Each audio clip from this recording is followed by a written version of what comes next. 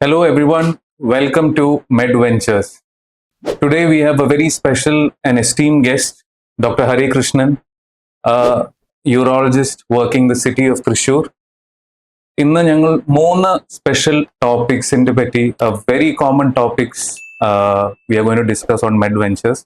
അതിലൊന്ന് urinary tract infection, second penile health and hygiene, and third very very important prostate.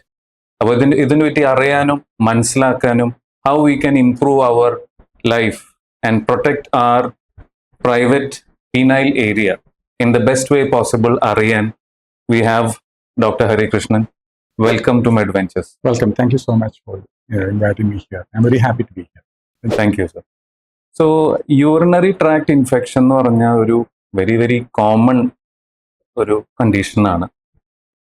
എന്തായിരിക്കും urinary tract വരാനുള്ള ഒരു കാരണം? Urinary tract infection എന്ന് പറയുമ്പോൾ നമ്മുടെ മൂത്രത്തിലെ അണുബാധ എന്നാണ്. സാധാരണഗതിയിൽ പലതരം ബാക്ടീരിയകൾ നമ്മുടെ മൂത്രത്തിലോട് ബന്ധപ്പെട്ട, അതായത് നമുക്കറിയാം മൂത്രത്തിന്റെ വ്യവസ്ഥ എന്ന് പറയുന്നത് വൃക്കകൾ തൊട്ട് അതിലൂടെ മൂത്രനാളി, മൂത്രാശയം, വീണ്ടും പുറത്തേക്ക് പോകുന്ന നാളി, ഈ മൂത്രദ്വാരം വരെയുള്ള അതാണ് ആ മൂത്രത്തിന്റെ വ്യവസ്ഥ. അതിൻ്റെ കൂടെ നമ്മുടെ വൃഷ്ണങ്ങളുണ്ട്, അവിടെ നിന്നുള്ള ബീജവാഹിനി കുഴലുകളും എല്ലാം ചേർന്നതാണ് ഈ മൂത്രാശയ വ്യവസ്ഥ എന്ന് പറയുന്നത്. ഇതിൽ എവിടെ ഉണ്ടാകുന്ന ഒരു അണുബാധയും നമ്മൾ യൂറിനറി ട്രാക്ട് ഇൻഫെക്ഷൻ എന്ന് പറയും. ഇപ്പോൾ യൂറിനറി ട്രാക്ട് ഇൻഫെക്ഷൻ ഞങ്ങൾ എപ്പോഴാണ് ഇതിനെ കുറച്ച് സിവിയർ, മൈൽഡ്, മോഡറേറ്റ്, ഇതിന് എന്തെങ്കിലും ഡെഫിനിഷൻസ് ഉണ്ടോ? ഡെഫിനിഷനില്ല. അത് ഏത് രീതിയിൽ, അത് ഇപ്പം സാധാരണഗതിയിൽ കാണുന്ന നമ്മൾ യൂറിനറി ട്രാക്ട് ഇൻഫെക്ഷൻ എന്ന് പറയുമ്പം അത് അക്യൂട്ടായിട്ട് ഉണ്ടാകുന്ന ഇതിൽ സിമ്പിൾ യൂറിനറി ട്രാക്ട് ഇൻഫെക്ഷൻ എന്ന് പറയും. അത് പ്രധാനമായിട്ടും നമ്മളുടെ യുറീത്ര, അതായത് പുറത്തേക്ക് മൂത്രാശയത്തിൽ നിന്ന് പുറത്തേക്ക് പോകുന്ന മൂത്രനാളിയിൽ ബാധിക്കുന്ന അല്ലെങ്കിൽ മൂത്രാശയത്തെ ബാധിക്കുന്ന അണുബാധയാകുമ്പോൾ സിസ്റ്റൈറ്റിസ് എന്ന് പറയും. ഇത് രണ്ടുമാണ് പ്രധാനമായിട്ടും ഒരു സിമ്പിൾ യൂറിനറി ട്രാക്ട് ഇൻഫെക്ഷൻ എന്ന് പറയുന്നത്. നേരെ മറിച്ച് ഒരു ഇപ്പൊ കിഡ്നീനെ, ഒരു വൃക്കകളെ ബാധിക്കുന്ന ഒരു അണുബാധയാണെങ്കിൽ അത് കുറച്ചുകൂടി വളരെ ഗൗരവമായിട്ടുള്ള നമ്മൾ എടുക്കും. കാരണം അത് കൂടുതൽ ദീർഘകാലം എടുക്കേണ്ട ചികിത്സയും ചിലപ്പം ഇഞ്ചക്ഷനൊക്കെ വേണ്ടി വരുന്ന രീതിയിലൊക്കെ അത് മാറി വരും. ഇപ്പോൾ സാധാരണ പറയാ യൂറിനറി ട്രാക്ട് ഇൻഫെക്ഷന്റെ കണ്ടീഷൻ കൂടുതൽ ലേഡീസിനാണ് കൂടുതൽ ഇത് കാണാം. ഇത് സത്യമാണോ? Absolutely true. വളരെ സത്യമാണത്. കാരണം സ്ത്രീകളിൽ തന്നെയാണത് കൂടുതൽ. ഇപ്പോൾ ഉദാഹരണം പറയുകയാണെങ്കിൽ ഒരു എല്ലാ സ്ത്രീകളും എടുത്താൽ ഒരു 50-60% സ്ത്രീകൾക്കും അവരുടെ ജീവിതത്തിൽ ഒരു പ്രാവശ്യം ഇൻഫെക്ഷൻ ഉണ്ടായിട്ട്, അത്രയും കോമൺ ആയിട്ട് സാധാരണയായിട്ട് കാണുന്ന ഒരു സംഗതിയാണ്. അതിന് പ്രത്യേകിച്ച് കാരണങ്ങളുണ്ട്.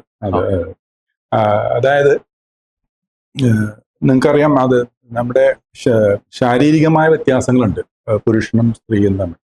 ഇപ്പോൾ നേരത്തെ ഞാൻ പറഞ്ഞ ഈ മൂത്രാശയ വ്യവസ്ഥ എന്ന് പറയുന്നതിൽ മൂത്രാശയത്തിൽ നിന്ന് പുറത്തേക്ക് പോകുന്ന മൂത്രനാളി അല്ലെങ്കിൽ യുറീത്ര എന്ന് പറയുന്ന സംഗതി സ്ത്രീകളിൽ അതിന് വെറും ഒരു 4 സെന്റിമീറ്ററേ മാക്സിമം നീളമുള്ളൂ. ഒരു 3 അല്ലെങ്കിൽ 4 സെന്റിമീറ്റർ നീളമുള്ളൂ. അപ്പം നേരെ മറിച്ച് പുരുഷനത് ഒരു മിനിമം ഒരു 20 സെന്റിമീറ്റർ നീളെ വരും. അപ്പം ഈ മാത്രമല്ല, അതായത് ഈ 4 സെന്റിമീറ്റർ കൊണ്ട് തന്നെ ഇത് പുറത്തേക്ക്, മൂത്രദ്വാരം പുറത്തേക്ക് വന്നു. ഇത് തുറക്കുന്നതാണെങ്കിലോ ഒരു ബാക്ടീരിയൽ പൂളിലേക്ക്, അതായത് നമ്മളുടെ ഏനസ് എന്ന് പറയുന്നത്, മലദ്വാരം എന്ന് പറയുന്ന സംഗതി വളരെ തൊട്ടടുത്താണ്. അപ്പം നമ്മളുടെ മിക്കവാറും ഈ മൂത്രാശയത്തെ ബാധിക്കുന്ന അണുക്കളെല്ലാം ഈ നമ്മുടെ ഡൈജസ്റ്റീവ് സിസ്റ്റം, ദഹന വ്യവസ്ഥയിലുള്ള ഒരുപാട് ബാക്ടീരിയ ഉള്ള ഒരു സ്ഥലമാണ്. അത് ഈ വൻകുടലും മലദ്വാരം എന്നൊക്കെ പറഞ്ഞെങ്കിൽ ബാക്ടീരിയകളുടെ കേന്ദ്രമാണ്. അപ്പൊ അതിൽ നിന്നൊക്കെ ഒരു ബാക്ടീരിയ ഈ മൂത്രനാളികളിലേക്ക് കയറുക എന്ന് പറഞ്ഞാൽ വളരെ എളുപ്പമാണ്. അത്രയും അടുത്തടുത്താണ് ഇരിക്കുന്നത്. അപ്പോൾ വളരെ എളുപ്പത്തിൽ ഇതിൽ സംഭവിക്കും. മാത്രമല്ല ഈ വെജൈന എന്ന് പറയുന്നത്, യോനി എന്ന് പറയുന്ന സംഗതി തന്നെ, അതിലും ബാക്ടീരിയകളുണ്ട്. പക്ഷെ പൊതുവെ ഈ ബാക്ടീരിയ മറ്റ് ഇപ്പം മലദ്വാരത്തിനടുത്തുള്ള ബാക്ടീരിയ പോലെയല്ല. ഇത് കുറച്ചുകൂടി നമ്മളെ സുരക്ഷ നല്ല ബാക്ടീരിയകളാണ്. Lactobacillus ഗ്രൂപ്പിൽപ്പെട്ട bacteria. അത് നമ്മളെ കുറച്ചുകൂടി പ്രൊട്ടക്ട് ചെയ്യുന്ന തരത്തിലുള്ള ബാക്ടീരിയകളാണ്. പക്ഷേ ആ ബാക്ടീരിയകൾ പോലും സ്ത്രീകളിൽ ചില അവസരങ്ങളിൽ അത് മാറാൻ ചാൻസ് ഉണ്ട്. അത് പ്രത്യേകിച്ച് ഒരു ലൈംഗിക ബന്ധത്തിൽ ഏർപ്പെടുന്ന അവസരങ്ങളിൽ അല്ലെങ്കിൽ പ്രത്യേകിച്ച് ഇവര് ഇതിന് കോണ്ടം ഉപയോഗിക്കുന്നതിന്റെ കൂടെ ഈ സ്പെർമിസൈഡ് എന്ന് പറയും, അതായത് ഈ ബീജത്തിനെ കൊല്ലാൻ വേണ്ടിയിട്ട്, അതായത് കുട്ടികൾ ഉണ്ടാവാതിരിക്കാൻ വേണ്ടിയിട്ടുള്ള കുടുംബാസൂത്ര മാർഗം ഉപയോഗിക്കുമ്പോൾ അതിൽ ഈ സ്പെർമിസൈഡ്സ് ഉപയോഗിക്കും. അത് ഇതിന്റെ പേര്. അപ്പൊ അങ്ങനെ ഉപയോഗിക്കുമ്പോഴും ഇതിന്റെ ഈ ബാക്ടീരിയകൾ ചാവും, ഈ യോനിയിലുള്ള ബാക്ടീരിയ ചാവും. അപ്പം പുറമേ നിന്നുള്ള ബാക്ടീരിയകൾ കയറും, ഈ കയറിയിരിക്കും. അപ്പൊ അത് വ്യത്യാസം വരും. പിന്നെ ഈ നമ്മുടെ ആർത്തവ വിരാമം വന്നു കഴിഞ്ഞാൽ, മെനപ്പോസ് വന്നു കഴിഞ്ഞാൽ അതും ആ സമയത്തും ഈ ബാക്ടീരിയകളിൽ വ്യത്യാസം വരും. കാരണം ഈ യോനിയിലുള്ള ബാക്ടീരിയകളുടെ പ്രത്യേകത അതിനെ നിലനിർത്തുന്നത് സുരക്ഷ, അതായത് നമുക്ക് നിലനിർത്തുന്ന രീതിയിൽ നിൽക്കുന്നതിന് കാരണം ആ ഹോർമോൺ ചേഞ്ചസ് ആണ്. അപ്പൊ സാധാരണഗതിയിൽ ഈസ്ട്രജൻ എന്ന് പറഞ്ഞ ഹോർമോൺ അവിടെ നിലനിൽക്കും, നല്ല രീതിയിൽ ഉണ്ടാവുമ്പോഴാണ് ഈ ഇത് നിലനിർത്താൻ പറ്റുള്ളൂ. പക്ഷെ അതിൽ വ്യത്യാസം വരുമ്പോൾ, ആർത്തവ വിരാമം വരുമ്പോൾ ഈസ്ട്രജൻ കുറയും. ഈസ്ട്രജൻ കുറയുമ്പം ഉടനടി ഈ ബാക്ടീരിയക്ക് നിലനിൽക്കാനുള്ള എളുപ്പമല്ല. അപ്പൊ സ്വാഭാവികമായിട്ടും വേറെ തരത്തിലുള്ള ബാക്ടീരിയകൾ അവിടെ കയറി വരും. അതിൽ പിന്നെ ഒന്നുള്ളത് പ്രഗ്നൻസിയാണ്. നമ്മൾ ഗർഭകാലത്തിലും ഈസ്ട്രജന്റെ അളവ് കുറവായിരിക്കും, പ്രൊജസ്ട്രോൺ ആണ് കൂടുതലും അത്. അപ്പൊ അപ്പോഴും ഈ ബാക്ടീരിയകളിൽ വ്യത്യാസം വരും. അപ്പൊ ഈ സമയത്തെല്ലാം ബാക്ടീരിയകളിൽ മാറണം. അപ്പൊ പ്രായമാവുന്നതിനനുസരിച്ച്, ആർത്തവവിരാമം കഴിയുന്നതിനനുസരിച്ചെല്ലാം ഇവിടെ വ്യത്യാസമുണ്ട്. അപ്പൊ ഈ യോനിയും പോലും നമുക്ക് ബാക്ടീരിയകളുടെ കേന്ദ്രമായി മാറും. അല്ലാതെ തന്നെ തൊട്ടപ്പുറത്ത് മലദ്വാരത്തിന്റെ പരിസരങ്ങൾ ബാക്ടീരിയകളുടെ ഒരു ഏരിയയാണ്. ഇതെല്ലാം വരുമ്പോൾ മാത്രമല്ല, നമ്മുടെ പ്രൊട്ടക്റ്റീവ് മെക്കാനിസം വളരെ കുറഞ്ഞു, 4 സെന്റിമീറ്റർ നീളമുള്ളൂ. ഇതെല്ലാം അകത്തേക്ക് ഇത് കടക്കാനുള്ള സാധ്യത വളരെ കൂടുതൽ, പ്രത്യേകിച്ചും സെക്ഷലി ആക്റ്റീവ് ആയിട്ടുള്ള ഒരു ഫീമെയിൽ എന്ന് പറയുന്ന സാധ്യതകൾ അപ്പോഴും ഇത് കൂടുതലാണ് ഇത് സംഭവിക്കാൻ. അപ്പൊ നമ്മളെപ്പോഴും ഈ അതിന് പിന്നെ ഈ ഒരു മൂത്രാശയ അണുബാധയുടെ തടയുന്നതിന്റെ ഏറ്റവും പ്രധാനപ്പെട്ട കാര്യം തന്നെ പറയുന്നത് നമ്മൾ നല്ലപോലെ വെള്ളം കുടിക്കുക, നല്ലപോലെ മൂത്രം ഒഴിക്കുക എന്നുള്ളത്. കാരണം മൂത്രം ഒഴിക്കുന്നതോറും ഈ കയറുന്ന ബാക്ടീരിയകൾ പോവുകയാണ്. അപ്പം അതിലെവിടെ ബ്രേക്ക് വരുന്നോ അതൊക്കെ ഇതിനെ കൂട്ടാനുള്ള സാധ്യതകളുണ്ട്. ആണുങ്ങൾക്ക് യൂറിനറി ട്രാക്ട് വരാനുള്ള സാധ്യതകളും കോസസ് എന്തായിരിക്കും? ഈ പറഞ്ഞ പെണ്ണുങ്ങളിലുള്ള പോലത്തെ സാധ്യതകളില്ല. പക്ഷെ എന്തെങ്കിലും തരത്തിൽ നമ്മൾക്ക് ഒരു ശാരീരികമായിട്ടുള്ള വ്യത്യാസങ്ങൾ ഉണ്ടാവുമ്പോൾ അതിന് സാധ്യതയുണ്ട്. ഇപ്പൊ ഉദാഹരണം പറയുകയാണെന്നുണ്ടെങ്കിൽ പ്രഫ്യൂസ് എന്ന് പറയും, അതായത് അഗ്രചർമ്മം എന്നുള്ള നിലനിൽക്കുന്ന ഒരാളിലാണ്. ഇപ്പം അവിടെ ഒരു പ്രശ്നം ഉള്ളതെങ്കിൽ അഗ്രചർമ്മത്തിന്റെ ഇടയിലൊക്കെ എപ്പോഴും അണുക്കള് നിൽക്കാനുള്ള സാധ്യത കൂടുതലാണ്. അപ്പൊ ഇത് അകത്തേക്ക് കയറാനുള്ള സാധ്യതകളുണ്ട്. പൊതുവെ അഗ്രചർമ്മം ഇല്ലാത്തവർക്ക് ആ സാധ്യത കുറവാണ്. അത് വരും. അപ്പം അതിലൂടെ വരാൻ സാധ്യത. പിന്നെ അത് കൂടാതെ ഓഫ്കോഴ്സ് ഈ ശാരീരിക ബന്ധത്തിൽ നിന്നുള്ള ഒരു ബാക്ടീരിയൽ ട്രാൻസ്ഫറിന് സാധ്യതയുണ്ട്, അതിൽ മൂലം സംഭവിക്കാം. പിന്നെ നമ്മുടെ ശരീരത്തിലുള്ള ചില വ്യത്യാസങ്ങൾ, ഇപ്പം നമ്മുടെ എന്തെങ്കിലും തരത്തിലുള്ള തടസ്സങ്ങൾ, ഇപ്പൊ പ്രോസ്റ്റേറ്റിന് ഒരു പ്രശ്നമുണ്ട്, അല്ലെങ്കിൽ ഒരു കല്ല് നമുക്കുണ്ട്, ഇതെല്ലാം ഒരു തടസ്സങ്ങൾ. നമ്മുടെ ഫ്ലോ നല്ല സ്മൂത്ത് ആണെന്നുണ്ടെങ്കിൽ ഇൻഫെക്ഷൻ സാധ്യത കുറവാണ്. അപ്പൊ എവിടെയെങ്കിലും ഈ ഫ്ലോയിൽ ബ്രേക്ക് വരുന്നു, ഒരു സ്റ്റാഗ്നേഷൻ അല്ലെങ്കിൽ ഒരു തടസ്സം ഉണ്ടാവുന്നു, എവിടെയെങ്കിലും മൂത്രം കെട്ടി നിൽക്കുന്ന അവസ്ഥ, അത് വൃക്കകൾ തൊട്ട് പുറത്തേക്കുള്ള എവിടെയാണെങ്കിൽ പോലും ഒരു തടസ്സം എവിടെയെങ്കിലും വരുന്നോ, അവിടെയൊക്കെ ഈ നമ്മുടെ കെട്ടി നിൽക്കുന്ന ഒരു അവസ്ഥ വരുമ്പോൾ അപ്പോഴെല്ലാം ഒരു ഇൻഫെക്ഷന്റെ സാധ്യത കൂടുതലാണ്.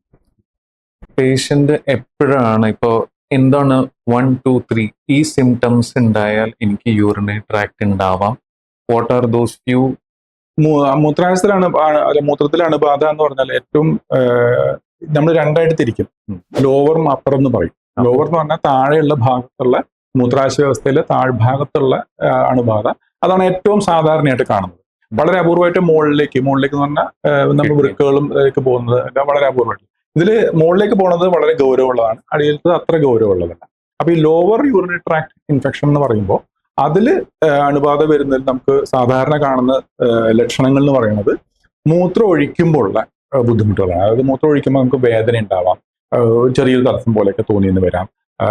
അടിവയറ്റിൽ, കാരണം ബ്ലാഡറിന്റെ ഏരിയ നമ്മുടെ ഇത് ഏറ്റവും താഴെയുള്ള ഭാഗമാണ്. അപ്പൊ ബ്ലാഡറിൽ ആ ഇൻഫെക്ഷൻ നിൽക്കുന്നുണ്ടെങ്കിൽ സ്വാഭാവികമായിട്ടും അവിടെ നമുക്കൊരു വല്ലായ്മ ഉണ്ടാവാം, ഒരു വേദന തോന്നാം, ചെറിയ തോതിൽ വേദന ഉണ്ടാവാം. പിന്നെ ഒരു ചെറിയൊരു പനി പോലെയൊക്കെ നമുക്ക് തോന്നിയെന്ന് വരും. അത് ഏത് ഇൻഫെക്ഷൻ സംബന്ധിച്ചാലും നമ്മുടെ ശരീരത്തിൽ ഉണ്ടാവും. ഇതൊക്കെയാണ് നമ്മൾ സാധാരണ ഒരു പക്ഷെ ഈ നമുക്ക് കാണുക. പക്ഷെ എന്നാൽ കുറച്ചുകൂടി ഗൗരവമുള്ള ലക്ഷണങ്ങൾ എന്ന് പറയുമ്പോൾ പ്രധാനമായിട്ടും നല്ല ശക്തിയായ പനി വിത്ത് വിറയൽ പോലെ, കുടച്ചിൽ പോലെയുള്ള പനിയൊക്കെ വരുമ്പോൾ അത് നമ്മൾ വളരെ ഗൗരവത്തിലെടുക്കണം. അങ്ങനെ ഒരു പനി സാധാരണഗതിയിൽ ഒരു സിമ്പിൾ യൂറിൻ ട്രാക്ട് ഇൻഫെക്ഷൻ ഉണ്ടാവില്ല. അത് എപ്പോഴും ഒരു സോളിഡ് ആയിട്ടുള്ള ഒരു ഓർഗൻ ഇൻവോൾവ് ആണെങ്കിൽ മാത്രമേ അത് ഉണ്ടാവുള്ളൂ. അപ്പൊ അത് എപ്പോഴും അങ്ങനത്തെ ഒരു ലക്ഷണം, പ്രത്യേകിച്ച് പുറത്ത് ഈ ഭാഗത്ത് രണ്ട് സൈഡിലുമായിട്ട് നമുക്കൊരു വേദന തോന്നുക, അതും കൂടി തോന്നുകയാണെങ്കിൽ നമുക്ക് മിക്കവാറും നമുക്ക് ഉറപ്പിക്കാം അത് കിഡ്നീനെ ബാധിച്ചിട്ടുണ്ട്. ആ ഇൻഫെക്ഷൻ കിഡ്നിയെ ബാധിച്ചിട്ടുണ്ട്. അപ്പൊ വൃക്കകളെ ബാധിക്കുന്ന തരത്തിലുള്ള ഇൻഫെക്ഷൻ പൈലോനെഫ്രൈറ്റിസ് എന്ന് പറയും. അത് വളരെ ഗൗരവമുള്ളൊരു അതാണെന്നുള്ള സാധ്യത. അത് സ്ത്രീകളിലാണെങ്കിൽ അത് തന്നെയാണ് അതിന് സാധ്യത വരിക. പക്ഷേ പുരുഷന്മാരിൽ അത് മാത്രമല്ല ഇതേ ലക്ഷണങ്ങൾ ഉണ്ടാക്കുന്നത്, അതായത് ഇത്ര ശക്തിയായ പനി ഉണ്ടാക്കുന്നത്, അത് പ്രോസ്റ്റേറ്റ് ഉള്ള ഇൻഫെക്ഷൻ ആണെങ്കിലും ഇതേപോലെ ഉണ്ടാവാം. കാരണം അവിടെ അതൊരു സോളിഡ് ഓർഗനാണ്. അപ്പൊ അതുകൊണ്ട് പ്രോസ്റ്റേറ്റൈറ്റിസ് എന്ന് പറയും, പ്രോസ്റ്റേറ്റിൽ ഉണ്ടാവുന്ന അണുബാധ, അതും ഇതേ ലക്ഷണങ്ങൾ ചിലപ്പോൾ കാണിച്ചു വരും. നല്ല ശക്തിയായ പനിയും വിറയലും ഉണ്ടാക്കി വരും. പിന്നെ ഒന്നുള്ളത് നമ്മുടെ വൃഷ്ണങ്ങളാണ്. വൃഷ്ണത്തിലും ഉണ്ടാവുന്ന അണുബാധയാണെങ്കിൽ ഇതേപോലെ നല്ല ശക്തിയായ പനിയൊക്കെ ഉണ്ടായിരുന്നു. അപ്പോൾ ഇതിനൊരു സർട്ടൻ ഇൻവെസ്റ്റിഗേഷൻസ്, ഇപ്പോൾ ജസ്റ്റ് യൂറിൻ റൂട്ടീൻ ആണോ, കൾച്ചർ ആണോ, do we have other advanced investigations to prove UTI? ഉണ്ട്. പക്ഷെ അത് നമ്മൾ എല്ലാവർക്കും നമ്മൾ ചെയ്തു എന്ന് വരില്ല. ഇപ്പോ ഒരു സിമ്പിൾ യൂറിനറി ട്രാക്ട് ഇൻഫെക്ഷൻ ആദ്യമായിട്ട് ഉണ്ടാവുന്ന ഒരാൾക്ക് അല്ലെങ്കിൽ ഒരു സ്ത്രീക്ക് എന്ന് പറയുമ്പോൾ അതൊരു കാരണം പറഞ്ഞില്ലേ, ഒരു 60% ആൾക്കാർ സ്ത്രീകൾക്ക് ഉണ്ടാവുന്ന ഒരു സംഗതിയാണത്. അപ്പൊ അതിന് നമ്മളൊരു വലിയ ഇൻവെസ്റ്റിഗേഷൻ ചെയ്യേണ്ട ആവശ്യമൊന്നുമില്ല.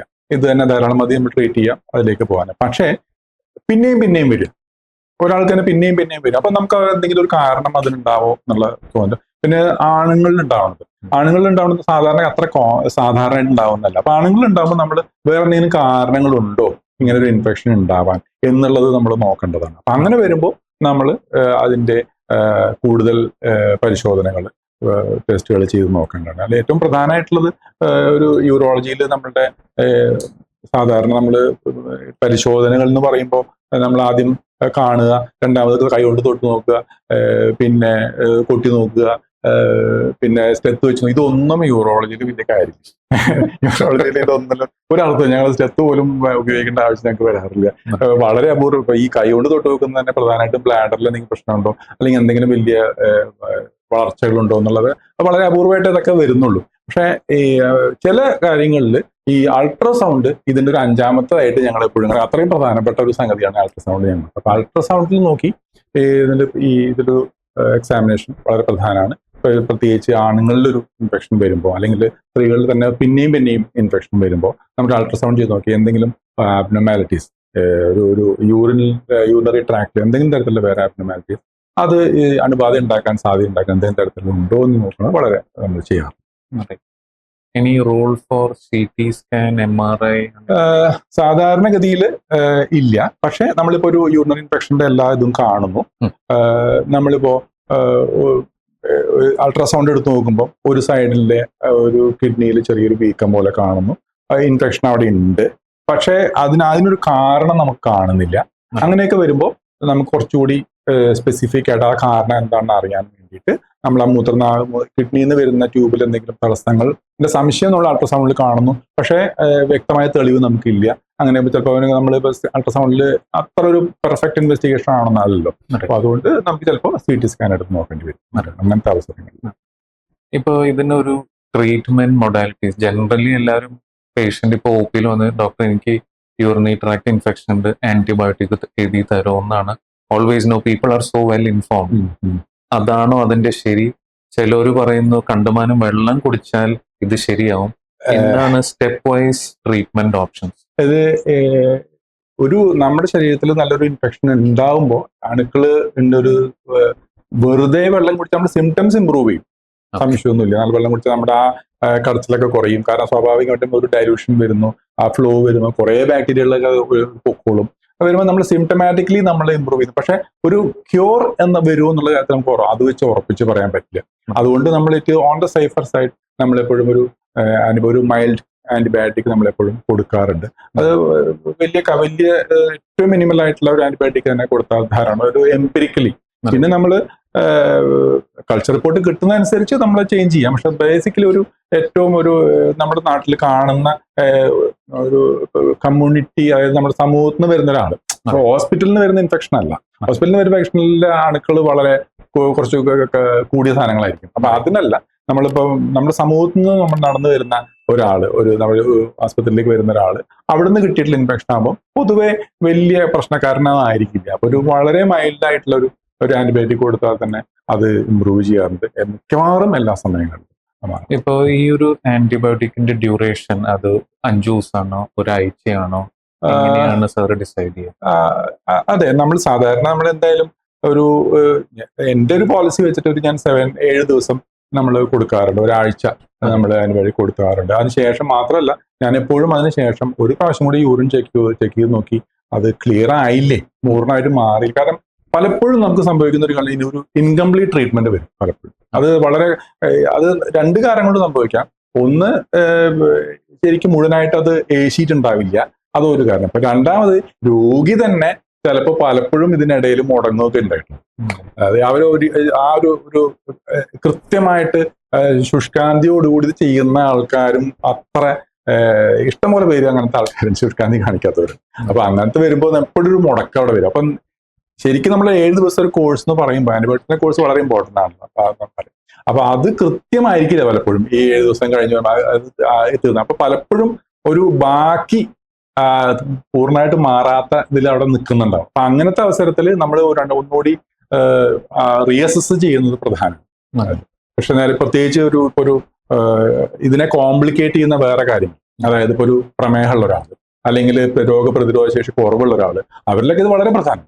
അവർ തീർച്ചയായിട്ടും ഒത്തിരി കഴിഞ്ഞാൽ പിന്നെയും ഇൻഫെക്ഷൻ വരാനുള്ള, ഇതൊന്നും കൂടാതെ തന്നെ നമുക്ക് പല കാരണങ്ങൾ കൊണ്ട് തന്നെ വീണ്ടും ഇൻഫെക്ഷൻ വരാൻ സാധ്യത. ഇപ്പൊ ഇവർക്കൊക്കെ പിന്നെയും വന്നുകൊണ്ടിരിക്കും. അതൊക്കെ ശരിക്കും പറഞ്ഞാൽ ഒരു പുതിയൊരു ഇൻഫെക്ഷൻ വരുന്ന ആവണമെന്നില്ല, അതൊരു റിലാപ്സ് ആയിരിക്കും. അതായത് ഇത് മുഴുവനായിട്ട് മാറാണ്ട് അവിടെ നിന്നിട്ട് പിന്നെയും വരുന്നതായിരിക്കും. അപ്പൊ അതൊക്കെ പിന്നെ നമ്മൾ ഇപ്പൊ പൈലോനെഫ്രൈറ്റിസ് എന്ന് പറഞ്ഞ സമയം ഒരു കിഡ്നിയിൽ ഈ ഇൻഫെക്ഷൻ വന്നിട്ടുള്ള ഒരാളാണ്. ആ ട്രീറ്റ്മെന്റ് ചിലപ്പോൾ 7 ദിവസം മതിയാവില്ല, ഒരിക്കലും മതിയാവില്ല. നമുക്ക് ചിലപ്പോൾ 2 ചിലപ്പോൾ 4 ആഴ്ച വരെയൊക്കെ ചിലപ്പോൾ പോകേണ്ടി വരും. അപ്പൊ അതിന് മുമ്പ് തന്നെ നമ്മൾ അയാളുടെ ലക്ഷണങ്ങൾ മാറി എന്ന് വെച്ച് നിർത്തുന്നത് റിസ്കിയാണ്. അത് പിന്നെയും വരാനുള്ള സാധ്യത. ഒരു സർജിക്കൽ പ്രാക്ടീസ് ചെയ്യുമ്പോൾ ഇപ്പൊ എന്റെ ഓർത്തോപെഡിക് പേഷ്യൻസിന് ഞാൻ കാണുമ്പോൾ പ്രീ ഓപ്പറേറ്റീവ് ബ്ലഡും യൂറിൻ ചെക്ക് ചെയ്യുമ്പോൾ may be a day or 2 prior to surgery check ചെയ്യുമ്പോൾ പേഷ്യന്റിന് കുറച്ച് പസൽസ് കാണുന്നുണ്ട്. അപ്പോൾ സർജറി ചെയ്യണ സമയത്തും അല്ലെങ്കിൽ പോസ്റ്റ് സർജറി പ്രശ്നങ്ങൾ ആ വൂണ്ടിൽ വരാതിരിക്കാൻ വി ആസ് ഡോക്ടേഴ്സ് ഞങ്ങൾ കുറച്ചൊരു പ്രീഎംപ്റ്റീവ് ആന്റിബയോട്ടിക്സ് കൊടുക്കാം. ഇപ്പൊ ചില സമയത്ത് ഓറൽ കൊടുക്കുന്നു, ചില സമയത്ത് IV ആന്റിബയോട്ടിക്സ് കൊടുക്കാം. അത് എങ്ങനെയാണ്, how should medical doctor decide whether to consider oral or IV? ഒരു ഇഞ്ചക്ഷൻ മൂത്രാശയ അല്ലെങ്കിൽ മൂത്രത്തിലെ അണുബാധയ്ക്ക് ഒരു ഇഞ്ചക്ഷൻ രീതിയിൽ ഒരു ആന്റിബയോട്ടിക് കൊടുക്കേണ്ട ആവശ്യം വരുന്നത് നേരത്തെ പറഞ്ഞ നമ്മൾ ഗൗരവമുള്ള ഇൻഫെക്ഷൻ എന്ന് പറയുന്ന സിറ്റുവേഷനിൽ മാത്രം. ഒരു സിമ്പിൾ യൂറിനറി ട്രാക്ട് ഇൻഫെക്ഷനിൽ ഇഞ്ചക്ഷൻ്റെ ആവശ്യമില്ല. പക്ഷെ ഗൗരവമുള്ള ഇതിൽ, അതായത് പൈലോനെഫ്രൈറ്റിസ്, അതായത് വൃക്കകളെ ബാധിക്കുന്ന ഇൻഫെക്ഷൻ, പ്രോസ്റ്റേറ്റൈറ്റിസ്, പ്രോസ്റ്റേറ്റിനെ ബാധിക്കുന്ന അണുബാധ, ഇതിലൊക്കെ നമുക്ക് ഇഞ്ചക്ഷൻ തന്നെ വേണ്ടി വരും. അല്ലെങ്കിൽ അത് രക്തത്തിലേക്ക് കലരുന്ന ഒരു അവസ്ഥ വരും. ഇതിലൊക്കെ നമുക്ക് സാധാരണ ഇഞ്ചക്ഷൻ്റെ ആവശ്യം വരുമ്പോൾ, അല്ലാത്തതിലൊക്കെ വായിലൂടെ കഴിക്കുന്ന ആന്റിബയോട്ടിക് തന്നെ മതി. നോർമലി ഇപ്പൊ സാറ് പറഞ്ഞ ഇൻവെസ്റ്റിഗേഷൻസിൽ ഇപ്പൊ അൾട്രാസൗണ്ട് ചെയ്യുന്നു, ചില സമയത്ത് റിപ്പോർട്ടിൽ കാണുമ്പോൾ റെസിഡ്യൂൽ യൂറിൻ ബ്ലാഡറിൽ കാണുന്നുണ്ടെന്നൊക്കെ എഴുതുന്നുണ്ട്. അത് ഒരു is it important or does it contribute to urinary tract infection? Any stagnation, നമ്മുടെ യൂറിനറി ട്രാക്റ്റിലുള്ള ഏത് തടസ്സവും നമുക്ക് തന്നെ അറിയാം. എവിടെ ഏത് കണ്ടിന്യൂസ്ലി ഫ്ലോയിങ് വെള്ളം എവിടെയാണെങ്കിലും വളരെ സേഫ് ആണ്. നേരെ മറിച്ച് എവിടെ കെട്ടി നിൽക്കുന്നു അത് പ്രശ്നമാണ്. അതേപോലെ തന്നെയാണ് മൂത്രത്തിന്റെ കാര്യത്തിൽ. എവിടെ കെട്ടി നിൽക്കണോ അവിടെ നമുക്ക് പ്രശ്നങ്ങൾ ഉണ്ടാവും, സാധ്യത കൂടുതലാണ്. പക്ഷെ എന്ന് വെച്ച് ഈ അൾട്രാസൗണ്ടിൽ നമ്മൾ കാണുന്ന റെസിഡ്യൂൽ യൂറിൻ വോളിനെ എപ്പോഴും വിശ്വസിക്കരുത്. അതിന് കാരണം ഞാൻ പറഞ്ഞുതരാം.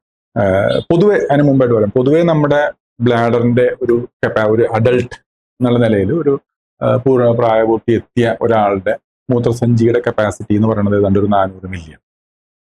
അപ്പൊ ഇതിന്റെ ഒരു 10%, അതായത് 40 മില്ലി അല്ലെങ്കിൽ ഒരു 50 മില്ലി, അതുവരെ വേണമെങ്കിൽ കെട്ടുന്നതുകൊണ്ട് കുഴപ്പമൊന്നുമില്ല. അതൊക്കെ നോർമലായിട്ട് നമുക്ക് എടുക്കാവുന്ന, അല്ലെങ്കിൽ അത് കുഴപ്പമില്ല. പക്ഷേ ഇത് നോർമൽ സിറ്റുവേഷനിലാണ്. നമ്മൾ വളരെ സാധാരണയായിട്ട് മൂത്രം ഒഴിക്കുന്നു, ബാക്കി വരും. അതെ. പക്ഷെ ഇതല്ലല്ലോ അൾട്രാസൗണ്ടിന് സംഭവിക്കുന്നത്. അത് സാധാരണ ഒഴിക്കലല്ല അവിടെ നടക്കുന്നത്. കാരണം നിങ്ങൾ ആലോചിച്ച് നോക്കിക്കോളൂ, നിങ്ങൾ സ്കാനിന് വേണ്ടി വെയിറ്റ് ചെയ്യുന്നു, വെള്ളം കുറെ കുടിക്കുന്നു, സ്കാന് സമയമായിട്ടില്ല, അവിടെ നല്ല തിരക്കായിരിക്കും, എന്നുണ്ടെങ്കിൽ നമ്മൾ ഒഴിച്ച് വീർപ്പിച്ച് നിൽക്കുന്നു. അപ്പൊ നല്ല ശരിക്കും 400 മില്യന്റെ അപ്പുറത്തെ കപ്പാസിറ്റിയിലേക്ക് ഈ മൂത്രം നിറഞ്ഞു നിൽക്കുകയായിരിക്കും. അവര് എങ്ങനെയോ അങ്ങനത്തെ വരുമ്പോൾ നമ്മുടെ ബ്ലാഡർ ഓവർ സ്ട്രെച്ച്ഡ് ആണ്, സ്വാഭാവികമായിട്ട് ഓവർ സ്ട്രെച്ച്ഡ് ആയിരിക്കും. ആ കണ്ടീഷൻ നമ്മൾ ഒഴിക്കുമ്പോൾ നമുക്ക് മുഴുവൻ ഒഴിക്കാൻ പറ്റില്ല, എപ്പോഴും കൂടുതൽ ബാക്കി വരും. അപ്പൊ നമ്മുടെ സ്കാനിങ് ഇതിൽ അങ്ങനെ ഒരു പ്രശ്നമുണ്ട്. നമ്മളപ്പോ അറിയാതെ എന്താ പറയാ, ഈ ആൾക്കാർക്ക് ഈ ഒരു പ്രശ്നം കൊണ്ട് എപ്പോഴും ഒരു എക്സ്ട്രാ യൂറിൻ അവിടെ ബാക്കി വരുന്നതായിട്ടുള്ള സ്കാൻ റിപ്പോർട്ടിൽ വരും. അത് ഈ കാര്യം മനസ്സിലാക്കി കഴിഞ്ഞാൽ നമുക്ക് അതിനെ എല്ലാത്തിനെയും സീരിയസ് ആയിട്ട് എടുക്കണം. ഇനിയിപ്പോ വളരെയധികം കാണുകയാണെങ്കിൽ നമുക്ക് സംശയം തീർക്കാൻ വേറെ വഴികളുണ്ട്, അത് ചെയ്ത് നോക്കും നമ്മൾ. സാർ ഇങ്ങനെ ഈ പിടിച്ചു നിൽക്കാന്ന് പറഞ്ഞില്ലേ, അപ്പോ സാധാരണ ഇപ്പൊ Indian ladies are known for ഇപ്പൊ എന്തെങ്കിലും കുറെ നേരം ഇവര് യൂറിൻ പിടിച്ചു നിൽക്കുന്നു ഡ്യൂ ടു മൾട്ടിപ്പിൾ റീസൺസ്. ഇപ്പൊ ചിലപ്പോൾ സാനിറ്റേഷൻ ഫെസിലിറ്റീസ് മോശമായിരിക്കും, ടോയ്ലറ്റ് കിട്ടുന്നുണ്ടാവില്ല, and they pass on this same trend to their daughters saying that മോളെ നീ ഇങ്ങനെ പിടിച്ചു നിന്നോളോ പ്രശ്നം വന്നാൽ. ഇത് ഒരു contributing factor to urinary tract infection ആവും. നമ്മുടെ സാമൂഹിക വ്യവസ്ഥയിൽ ഒരു ശാപമാണ്. കാരണം സ്ത്രീകൾക്ക് വളരെ അവരുടെ ഇഷ്ടത്തിന് അവർക്ക് വേണ്ടി വരുന്ന സമയത്ത് മൂത്രം ഒഴിക്കാനുള്ള സൗകര്യം നമ്മുടെ നാട്ടിലില്ല. വളരെ പരിതാപകരമായ ഒരു അവസ്ഥയാണ് നമ്മുടെ. അവർ ആണുങ്ങൾക്ക് എവിടെ വേണമെങ്കിൽ തോന്നി പോയിട്ട് ഒരു ഒന്നുമില്ലെങ്കിൽ പോയിട്ട് ആൾക്കാർ പുറത്ത് പോയിട്ട് വെളിമ്പ്രദേശ് പോയി മൂത്രം ചെയ്യും. പക്ഷെ അത് ശരിയല്ല, പക്ഷെ എന്നാലും അങ്ങനെ ചെയ്യും. അത് നമ്മുടെ മൂത്രസഞ്ചിന്റെ നമ്മൾ ഒഴിവാക്കി വിടും. പക്ഷെ സ്ത്രീകൾക്ക് അങ്ങനെ ഒരു സാഹചര്യം ഇല്ല, അത് നല്ല മൂത്രപ്പുരകളില്ല, അതൊരു വലിയ വലിയ പ്രശ്നമാണ്.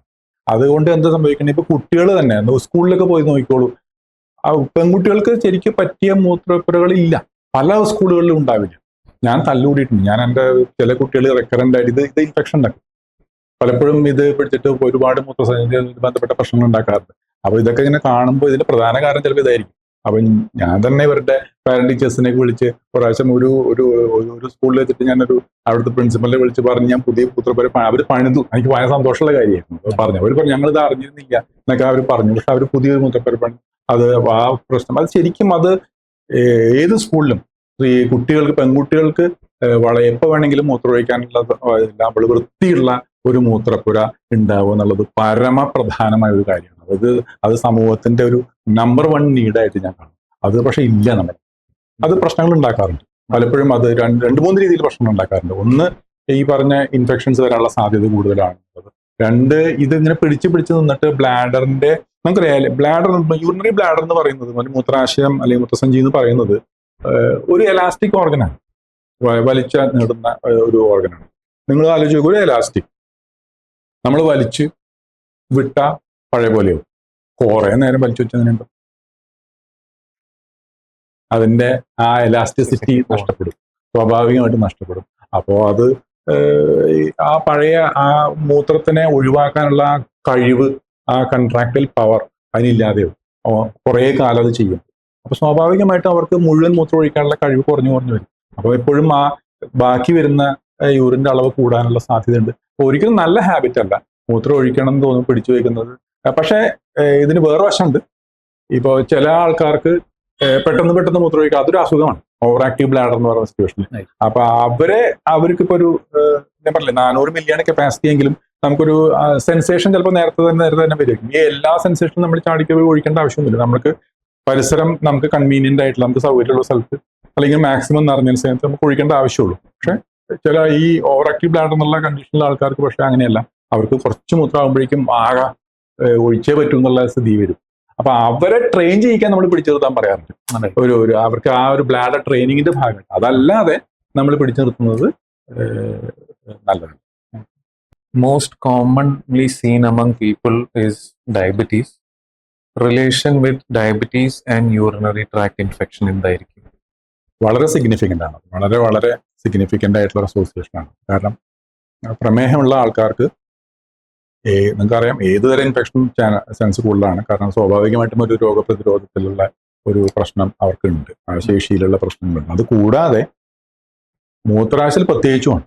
കാരണം മൂത്രത്തിൽ ഷുഗർ എന്നൊരു സംഗതി ഉണ്ടെങ്കിൽ it excellent medium for bacteria to grow. ബാക്ടീരിയക്ക് വളരാൻ ഇത്രയും സന്തോഷമുള്ള ഒരു സംഗതി ഇല്ല, ഒരു എക്സ്ട്രാ സബ്സ്ട്രേറ്റ് ആണ് അതിന് വളരാൻ. അപ്പം എപ്പോഴും ഈ പ്രമേഹമുള്ള ആൾക്കാരിൽ രണ്ട് തരത്തിൽ ഉണ്ടാവാനുള്ള സാധ്യതയും കൂടുതലാണ്, ഉള്ളത് ഗൗരവം കൂടാനുള്ള സാധ്യതയും. ഇത് രണ്ടും സംഭവിക്കാം. കണ്ടമാനം ആൾക്കാർ ഇപ്പൊ കേൾക്കണമെന്ന് വെച്ചാൽ മൂത്രം ഒഴിക്കുമ്പോൾ ഭയങ്കരമായിട്ട് പത വരുന്നു, ലോട്ട് ഓഫ് മിസ്കൺസെപ്ഷൻസ്, കൺഫ്യൂഷൻസ് ഈ ഒരു പോയിന്റ് സാർ ഒന്ന് ക്ലാരിഫൈ ചെയ്യും. അതുണ്ട്. അത് പ്രത്യേകിച്ച് ഇപ്പോ ഈ പല വൈദ്യശാസ്ത്ര ലേഖനങ്ങളിലും അതുപോലെ TV-കളിലും റേഡിയോയിലും ഒക്കെ ഇതിനെ കുറിച്ചിട്ടൊരു ഹൈലൈറ്റ് ചെയ്ത് പറയുന്ന കാരണം ആൾക്കാർ കുറച്ച് അതിനെക്കുറിച്ചൊരു പേടിയും ഒക്കെ വന്നിട്ടുള്ള പണ്ട് ഉണ്ടാവാത്ത അത്രയും കൂടുതൽ ആൾക്കാർ ഇപ്പം നമ്മളുടെ OP-യിൽ വരുന്നുണ്ട്. അപ്പൊ അതാന്ന് പറഞ്ഞൊരു കംപ്ലൈന്റ് ആയിട്ട് വരുന്നുണ്ട്. അത് ഇപ്പൊ ദിവസത്തിൽ ഒരാളെങ്കിലും അത് പറഞ്ഞ് വരുന്നുണ്ട്. ഇപ്പൊ എന്താണ് പത കാണുന്നു. സത്യത്തില് എല്ലാ പതയും പ്രശ്നമൊന്നുമല്ല. മൂത്രം എന്തായാലും കുറച്ച് പതയാണ്ടിരിക്കില്ല, എത്ര നമ്മൾ പക്ഷെ എന്നാലും ചിലത് നമ്മൾ ശ്രദ്ധിക്കേണ്ടത്, ചില കൂടുതലായിട്ടുള്ള പത വരുന്നത്. അത് പ്രത്യേകിച്ച് നമ്മൾ ഒരു ചില സംഗതികൾ മൂത്രത്തിൽ ഉണ്ടാവുമ്പോൾ, അതായത് ഷുഗർ, പ്രമേഹമുള്ള ആൾക്കാർ പഞ്ച് വരുമ്പോൾ അതിൽ പതയാനുള്ള ചാൻസ് കൂടുതലാണ്.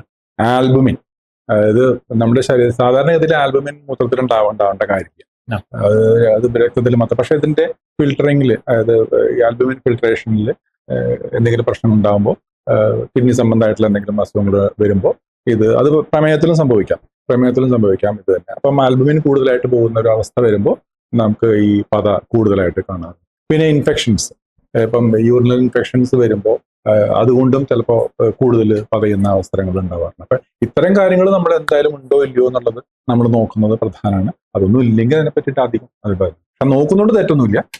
ഈ പ്രത്യേകിച്ചും ഈ പ്രമേയ രോഗികൾ ഇത് നോക്കുന്നത് വളരെ വളരെ ഇമ്പോർട്ടൻ്റ് ആണ്. അതൊരു ലക്ഷണമായിട്ട് എടുക്കുന്നതുകൊണ്ട് തെറ്റില്ല. കാരണം അത് ഒരു പക്ഷേ നമ്മുടെ ഈ ആൽബുമിൻ കൂടുതലായിട്ട് പോകുന്നത് ചിലപ്പോൾ നമ്മുടെ പ്രമേഹം വൃക്കകളെ ബാധിക്കുന്നതിന്റെ ഒരു മുന്നറിയിപ്പ് അല്ലെങ്കിൽ ആദ്യത്തെ വാർണിംഗ് സിഗ്നലായിട്ട് നമുക്ക് കാണുന്നതുകൊണ്ട് തെറ്റില്ല.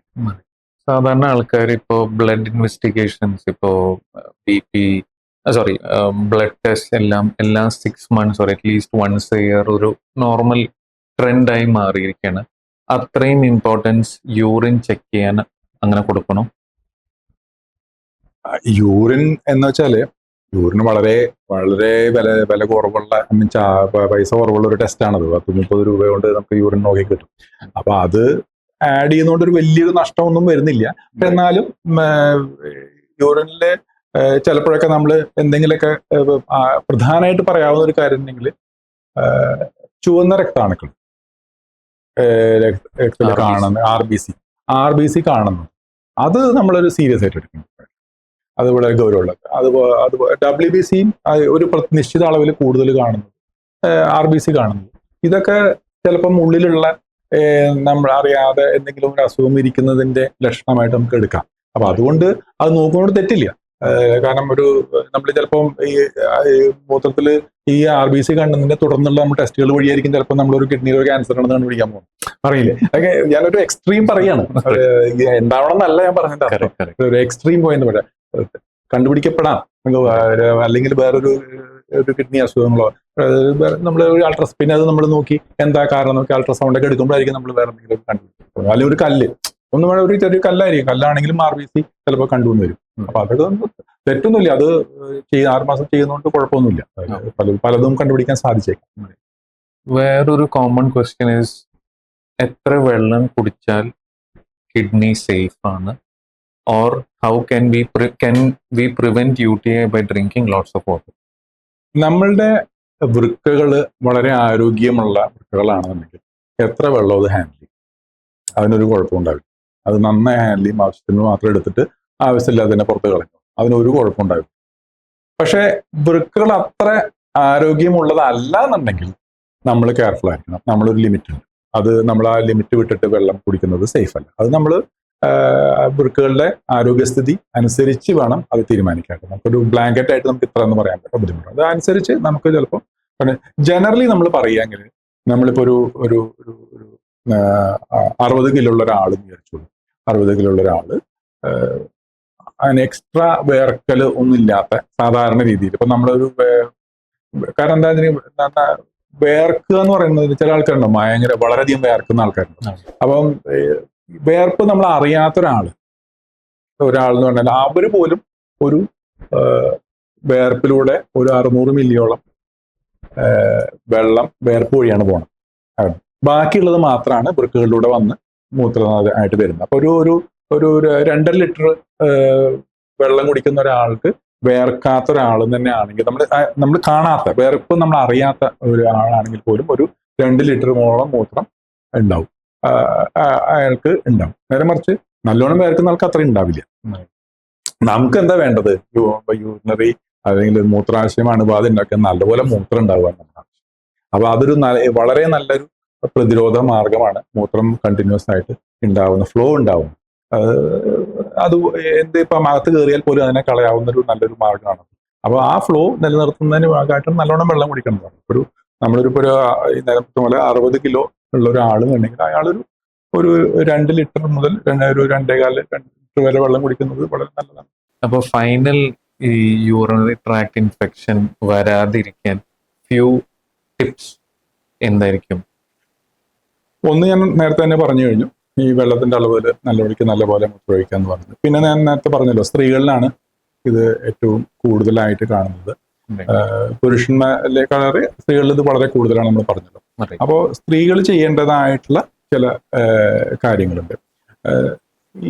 ഈ നേരത്തെ ബാക്ടീരിയകളുടെ അളവാണല്ലോ, ആ ഭാഗത്തുള്ള ബാക്ടീരിയകളുടെ അളവാണല്ലോ ഇതിന് പ്രധാനമായിട്ട് വരുന്നത്. അപ്പോൾ ആ ഭാഗത്തെ ശുചിത്വം എന്ന് പറയുന്ന സംഗതി വളരെ വളരെ പ്രധാനമാണ്. ഞാൻ പലപ്പോഴും എൻ്റെ പേഷ്യൻസിനോട് പറയുന്നത്, നിങ്ങൾ മുഖം അങ്ങനെ സൂക്ഷിക്കണം, അതുപോലെ തന്നെ ആ ഭാഗം സൂക്ഷിക്കണം. ആ ഒരു എഫേർട്ട് നമ്മൾ അതിനു വേണ്ടി എടുക്കണം എന്ന് പറയും. പിന്നെ പ്രത്യേകിച്ച് നമ്മളിപ്പോൾ ഒരു ലൈംഗിക ബന്ധത്തിൽ ഏർപ്പെടുന്ന ഒരിക്കലും ഒരു മൂത്രം നിറഞ്ഞു നിൽക്കുന്ന അവസ്ഥയിൽ ലൈംഗിക ബന്ധത്തിലേക്ക് പോകാൻ പാടില്ല. അതൊരു നല്ലൊരു ഏർപ്പാടല്ല. അതുപോലെ തന്നെ ലൈംഗിക ബന്ധത്തിൽ ഏർപ്പെട്ടതിന് ശേഷം ഉടനടി മൂത്രം ഒഴിക്കുന്നതും ഒരു സ്വഭാവമായിട്ട് നമ്മൾ എടുക്കണം. അതായത് ലൈംഗിക ബന്ധത്തിന് മുമ്പും ശേഷവും മൂത്രം ഒഴിക്കുക എന്നുള്ളതൊരു നമുക്ക് പതിവാക്കി മാറ്റുന്നത് വളരെ പ്രധാനമാണ്. കാരണം ഉടനടി മൂത്രം ഒഴിക്കുക എന്നുള്ളത് തീർച്ചയായിട്ടും ചെയ്യേണ്ട ഒരു കാര്യം. പിന്നെ നമ്മൾ അവിടെ